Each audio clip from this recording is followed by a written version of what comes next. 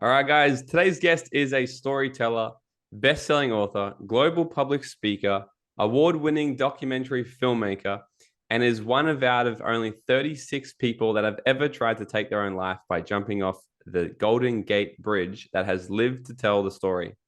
His message has now been viewed and listened to hundreds of millions of times all around the world by hundreds and hundreds of thousands of social media clips that have gone viral over the years as he shares his stories of what happened that day. He's traveled the world inspiring, educating, giving hope to thousands and thousands of people as he endeavors to help them build a stronger mind to always be in control of their thoughts and actions. And he has won countless awards, including in 2016, where the Mental Health America awarded him the highest honor, the Clifford W. Beers Award, in his efforts to improve the lives of and attitudes towards people with mental health issues. So please help me welcome the guy who went from mowing his neighbor's lawns as a kid to now traveling the world as a sought-after speaker, best-selling author, filmmaker, spreading his word and story of hope, healing, and recovery while helping people survive pain with true resilience. My friend, Mr. Kevin Hines. Wow, Morgan, thank you for the kind intro. I appreciate it. That was too kind. That's like a resume. I love it, man. Dude, I gotta be honest, when I was like, I actually watched, I think probably everyone in the world has seen your Goldcast video. Like that Goldcast video is when I remember watching that years ago. And I was like, wow. And it just went so viral. And then something happened where you kind of popped back into my social media feed a few weeks ago. And I was like, I'd love to have Kevin on the show because, you know, what the Dream Out Loud podcast is it's one of the top personal development podcasts here in Australia. And it's all about bringing people in that can help people develop the tips, tricks, and attitude of what it takes to create their dream life. And especially in Australia in the last few years, this mental health topic, this has just been rising. And when I was putting together all of this, I was actually getting teary. I was like, man, this is wild. So I'm really excited to sort of bring you to my people and see what sort of epic nuggets you have for people. So I'm excited, man. No pressure. No pressure at all. Hey, it's not your first day anyway, so you'll be okay. But Kevin, I'm curious, how would you describe yourself today? Happy, hopeful, and in love with life. I love that. And how would you describe yourself before the attempt?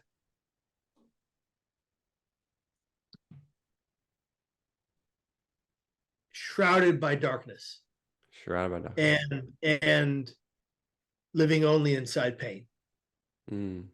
How old were you? I was 19 when I jumped off the Golden Gate Bridge. All right. And how old are you now? 41. 41. Wow. Yeah. A while ago.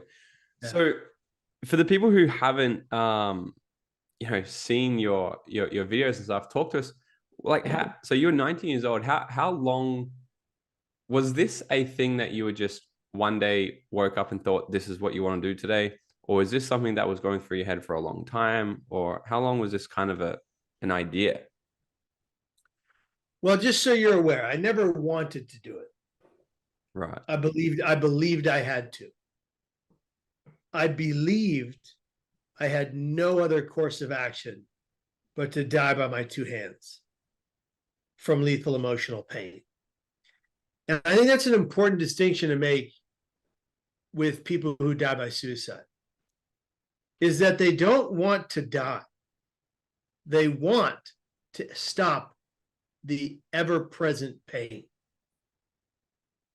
And if you can liken it to this, I'm going to ask you a question, answer audibly. What is the one thing you want to happen when you find yourself in excruciating physical pain? What do you want that pain to do? To go away. To go away. That's physical pain. That pain will likely heal, whether it's a broken arm or leg, a snapped tendon, whether it's a muscle tweak or nerve pain, it's going to go away. But brain pain, what people end up feeling is that it's going to be the rest of their life. When you're inside the brain pain, you can't see a future without it. When you have a broken arm, you got a cast, you know that cast coming off in 6 months. The pain's going to stop. But with brain pain, you feel like there's no other escape route but to attempt to take your life. And then that's why so many people end up dying that way, right? So I didn't want to. I believed I had to. But to answer your question, it was a thing where I hadn't planned it for a long time. It came pretty swiftly. And I picked the Golden Gate Bridge, not because it was a beautiful Art Deco masterpiece that's not safe, but because of the ease of access to lethal means. It's a 4-foot rail, tall enough 12-year-old could trip over. And I thought you died upon impact, which is a blatant lie that's been misrepresented in the media. There are tens of ways to die off the Golden Gate Bridge. Most are very slow and very violent. And people don't think about that, the repercussions from their actions. It's brutal to die off the Golden Gate Bridge.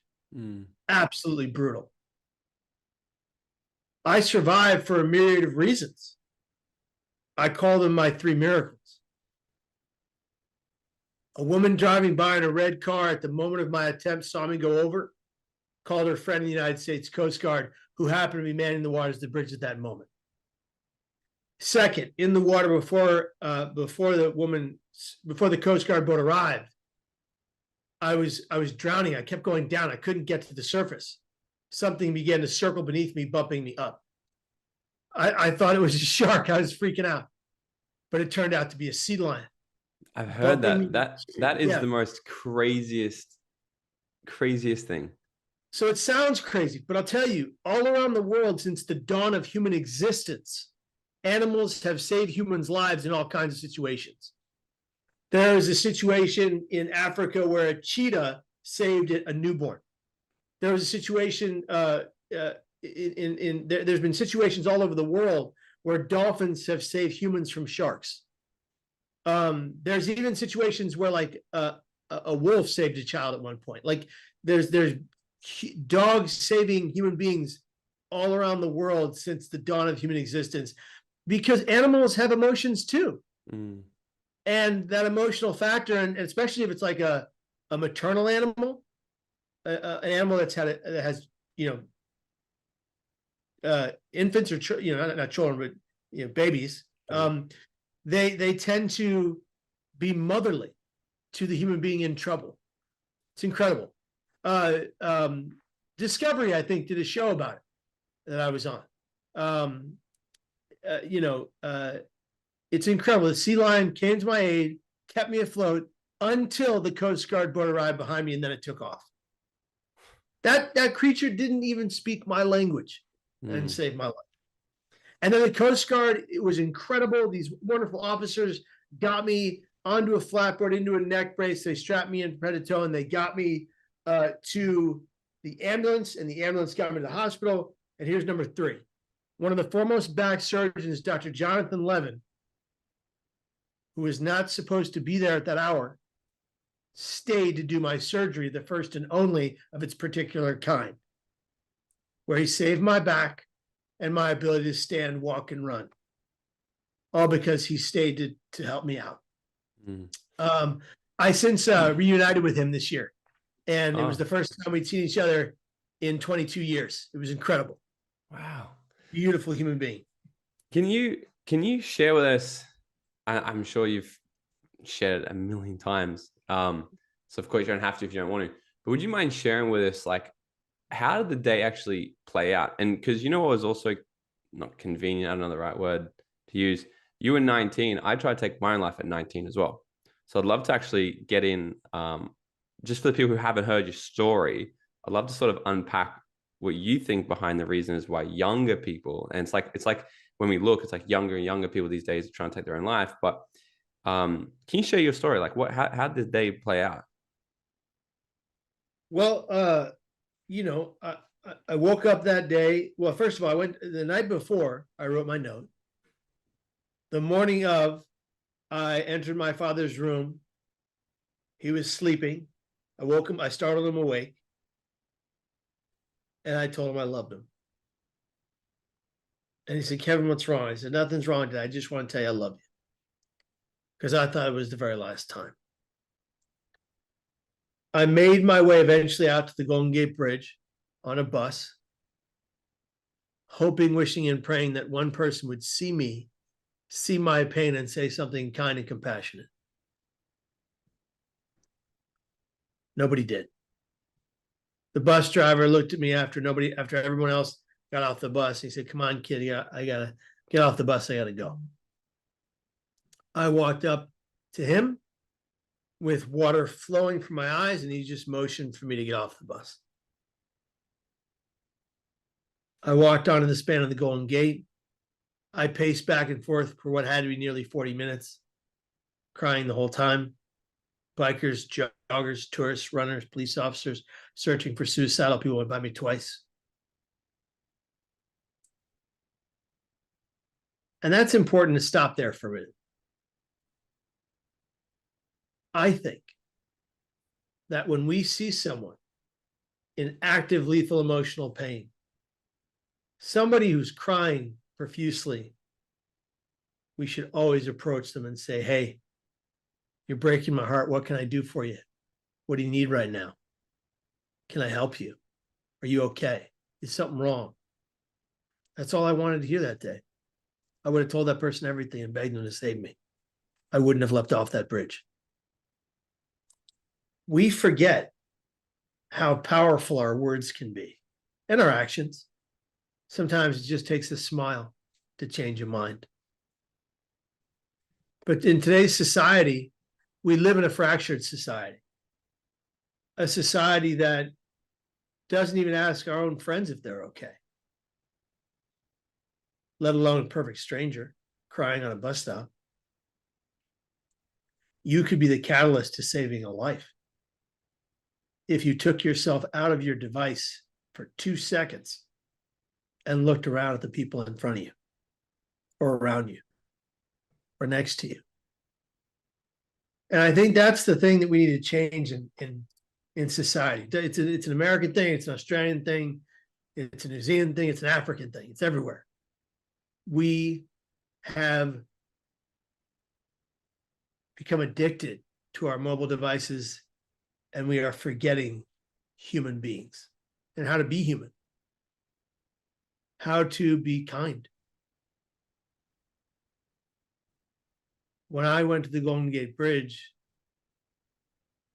I forgot how to be honest. All I had to do that day was go into my father's room and say, I need help now. And then tell him what I was thinking, and he would have stopped me. He would have done anything in his power to stop me. What was stopping you from being able to say those words? Fear and shame. I feared they would lock me up in a white-walled padded room and throw away the key. And I was ashamed that I had the thoughts in the first place. Today, when I'm suicidal, as I live with chronic thoughts of suicide, today, I always do 2 things when I'm suicidal. Number 1, I say my thoughts don't have to become my actions. They can simply be my thoughts. Number 2, I say to anyone in front of me, I need help now. And if we were on this podcast and I was suicidal, Morgan, I'd say it to you. And if I said that to you, what would you do? Probably cancel the rest of my day and sit and have a conversation with you. You would help me. Yeah. People fear telling their truth. But telling your truth is the only way to purge it from your soul so you can survive it. If you keep it in, it will bury you. This is interesting because I didn't tell anybody actually of even my attempt for years because of that, the shame. Why do you think people hold shame around it? Because it's why do you think? Because I bet you there's someone listening to this right now.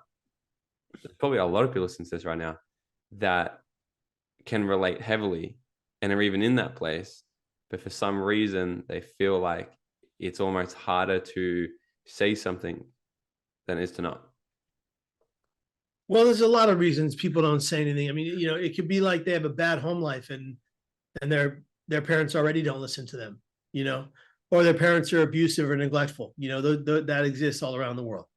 But for a family of a good sound with a good sound home life, you fear disappointment as well. You don't want to disappoint your family and have them think that you don't love them or that you hate this life and all that. And when you're having thoughts of suicide, the thoughts trick you. They tell you you're worthless. They tell you you have no value. They tell you you're useless. And all of that is a lie. Suicidal ideations are the greatest liars we know. We listen to them because all we hear is those voices, and we can't get outside of ourselves and say, hey, wait a minute.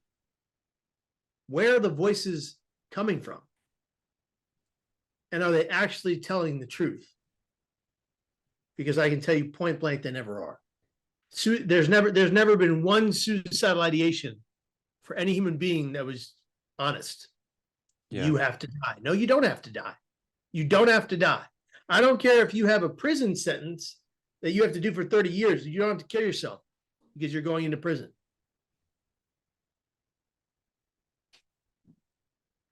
Freedom is, it's interesting. It's an interesting look on freedom in some meditation circles. There have been people in prison that have learned how to meditate all of their pain away. And so they live in prison. They're locked in. They can't get out for whatever they've done. And they meditate the idea of being free. And so they still feel sane, sound body and mind, and fulfilled, even in a place that's so horrible to be in. Then you look at people that they live in the Fortune 500 scale and they're making all that money and they lose it in the stock market and they take their lives. You don't have to die either. You can rebuild. This is not the worst part of your life. It's just rock bottom. You got nowhere to go up except up from here. It's a matter of perspective when you get a suicidal thought. And if you come to a place where you believe you have to die, like I did, then you do what I did. I am telling everyone you don't have to learn the hard way like I had. Yeah.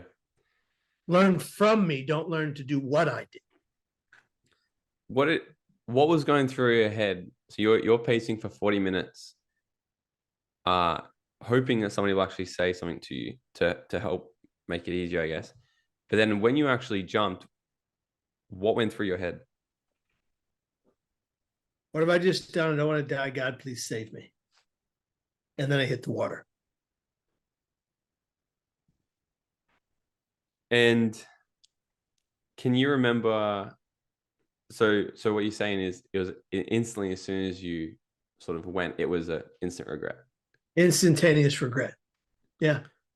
Which is there was someone I knew from school actually that took his own life a couple of years ago, and they said that he hung himself, but then when they found him, there was scratch marks everywhere, and they said to him that was him trying to actually stop it. Yeah. And it's like it's a common thing, right? That it's like as soon as it's like, I'm sure you've probably heard the story and you've lived it yourself. It's the instant of because our brain's not made, our unconscious mind is actually there to protect us. Yeah. So it's almost like there's this confliction of what we want to do. Well, you get a hyper adrenaline rush and you go into fight or flight mode. Right. And you fight to stay alive. And all around the world, people who have survived suicide of means of all kinds. Hundreds of thousands of people around the world have recounted the same instant regret that I had from means of all kinds of suicide. Because you don't actually want to die. You believe you have to. And then when you think you're actually going to die, you go, what have I just done? Yeah. And then you think it's too late. So what I love most about you and your story and what you do now is because I think a lot of people get the story. They've got good intentions of wanting to talk about mental health and bring awareness to mental health and all that. However, when I talk about it, it's like I've said openly to people, I'm like, I don't want to attend mental health talks. What I want to do is help build strong minds, strong brains, the preventative of it. And when I was looking at everything you do, that's sort of what you do as well, like helping people actually understand all this. So for someone who's actually, because like someone who's going through mental health, I think they're quite aware. So for someone listening to this right now who may be going through a hard time, what's your advice to them to actually get, you said it's all about perspective. So how can they start to actually shift the perspective and gain back control and gain that strength to take over the thoughts they're having? So one of the things I tell people is that pain is universal. Okay. Pain is inevitable. It's coming for all of us. If it hasn't already, it's coming for you. Suffering is optional. It's a choice. It's a choice. Unless you're living in a war-torn country where everything is desperate and destructive and hateful and spiteful, and you're in constant physical danger, suffering is a choice.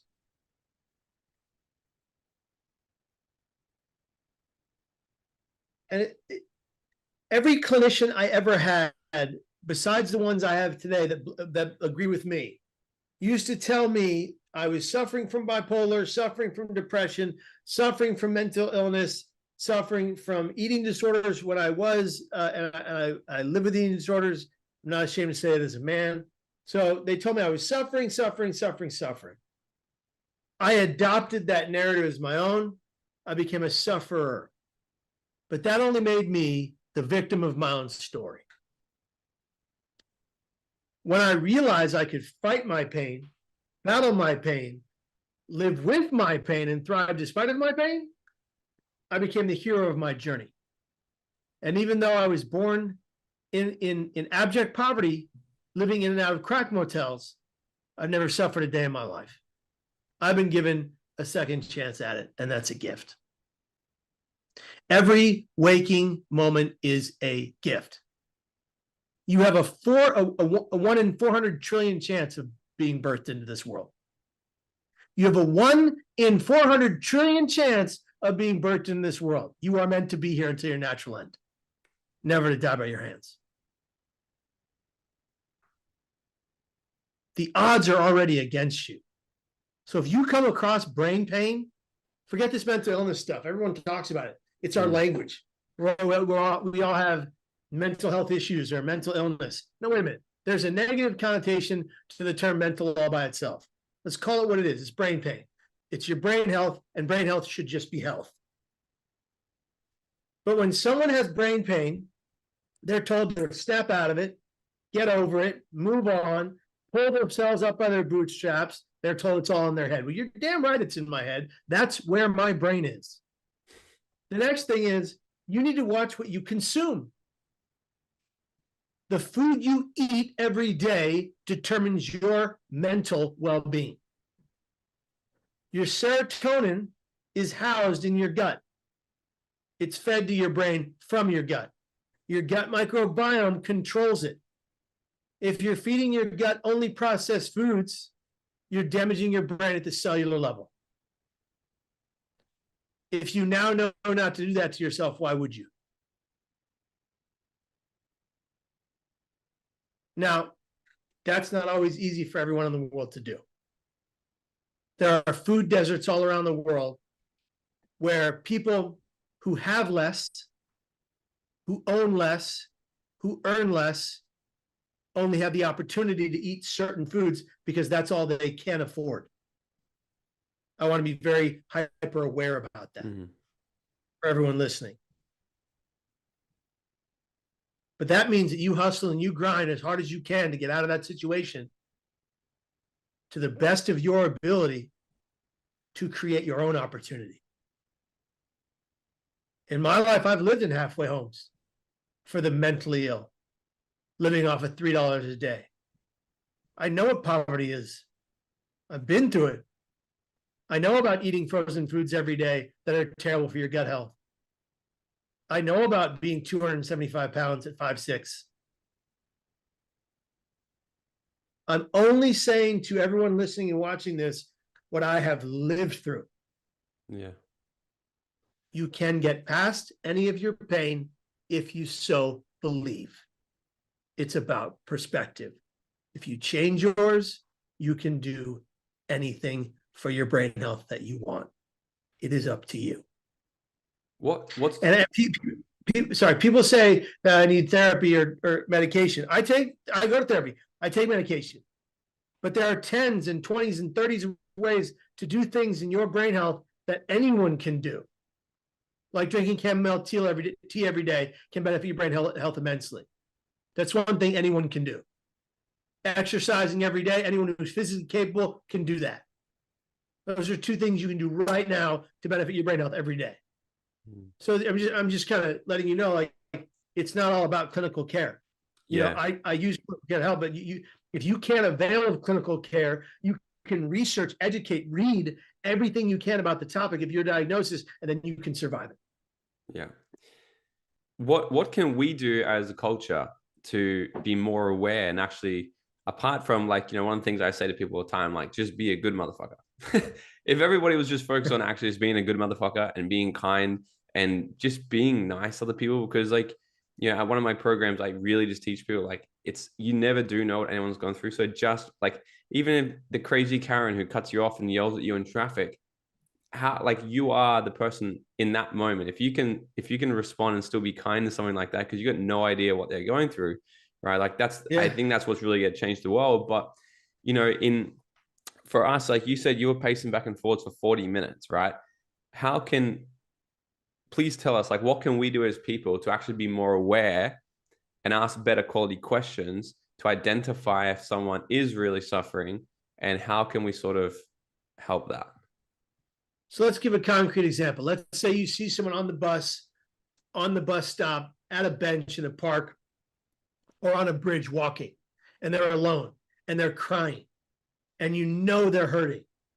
Instead of walking by them, walking around them, or walking over them, walk up to them and literally say, "Hey, I noticed you were crying. I don't want to offend you. I know you don't know me. Are you okay?" And when they give you that "I'm fine, I'm good, and I'm okay" bullshit answer, say, "No, I don't think you are. No offense, but, like, you look like you're in a lot of pain. Do you want to talk? Are you safe right now?" That language is not intrusive. It's just kind. Because they're going to be like, "Whoa, who is this fool?" You know? Because people don't do that to each other. Their families didn't do that to them that morning. So say, "Hey, you know, instead of being here on a bridge that could be dangerous, why don't you come back with me to the pavilion and we can sit down, I can buy you a coffee, and you can tell me what you're going through." You could save that person's life. If you just gave up a little bit of your time to be kind to someone you don't know, who's obviously in pain, you could change their whole trajectory. Not just for that day, for their destiny. I love this. Kevin, you're the man. I appreciate you having you on. I know you're really strapped for time. Super quickly, what's your message? What's your message to the world now?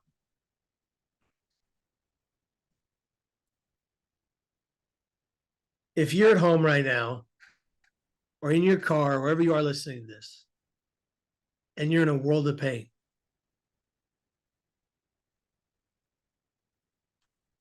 just know something. If nobody else said it today, I love you, and I want you to stay. I love it. Kevin, where can everybody find you, follow you, check out everything you do, and get access to you? Find me at Kevin Hines Story on Instagram. It's the easiest way. I answer all DMs of people in pain. Takes me some time, but I do it. Find me on at Kevin Hines Story, or go to my YouTube channel, youtube.com/Kevin Hines. 640 videos, all designed to better your brain health. None of them take clinical care. They're all designed to help you change your life and help you build your own regimen, your own routine to change your mentality. Go from brain pain to brain health. And please go to my website, kevinhinesstory.com. Grab my book, Crack Not Broken, or The Third Rail. And those are my 2 books. And then, you know, check out the website and our resource page. Those resources should be able to help you. I love it, man. Dude, to wrap this up, I got one final question for you. Are you ready? Yeah. Yeah. If you were to go back to your 18-year-old self and give him 30 seconds of advice, what would it be? Wow. Kevin, today is not tomorrow. Just because you're in a world of pain right now does not mean you don't get to have that gorgeous tomorrow, but you have to be here to get there in the first place. It will get better, but you have to put in the hard work.